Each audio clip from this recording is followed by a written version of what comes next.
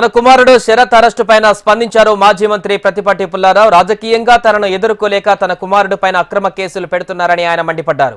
Alexa corporation private limited కంపెనీలో కనీసం director గా కూడా లేని తన కుమారుడి పైన కేసులు ఎలా పెడతారని పుల్లారావు ప్రశ్నించారు. వైసీపీ దిగజారుడు రాజకీయాలు చేస్తుందని, సీఎం జగన్ కక్షపూరిత రాజకీయాలు చేస్తున్నారంటూ ఫైర్ అయ్యారు. ఓటమి భయంతోనే జగన్ ఇలాంటి తప్పుడు మార్గాలను ఎంచుకుంటున్నారని మండిపడ్డారు పుల్లారావు.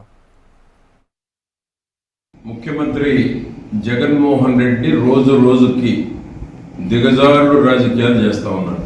రాజకీయ దురుద్దేశంతో ఎటువంటి సంబంధం లేనటువంటి మా కుమారుడు శరత్ని వాళ్ళు వేస్తున్నటువంటి ఏ కంపెనీ పేరైతే చెప్తున్నారో ఆ కంపెనీకి ఎటువంటి సంబంధం కానీ, షేర్ హోల్డర్గా కానీ, డైరెక్టర్గా కానీ ఎటువంటి సంబంధం లేకపోయినా జీఎస్టీ ఎగవేతని, మనీ లాండరింగ్ అని తప్పుడు సమాచారాన్ని పబ్లిక్ అందిస్తూ ఉన్నారు.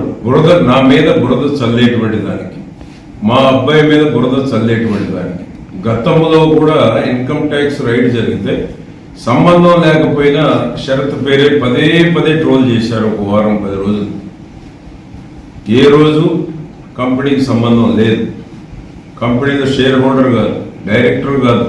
ఎవరైనా ఏ కంపెనీ అయినా ఎవరైనా ఉంటే ఆ కంపెనీ వాడికి ఇచ్చుకోవాలి.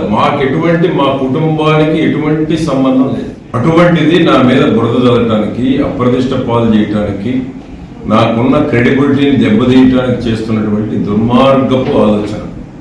నువ్వు ఎన్ని ప్రయత్నాలు చేసినా ముఖ్యమంత్రి గారు బురద అంటించలేవు.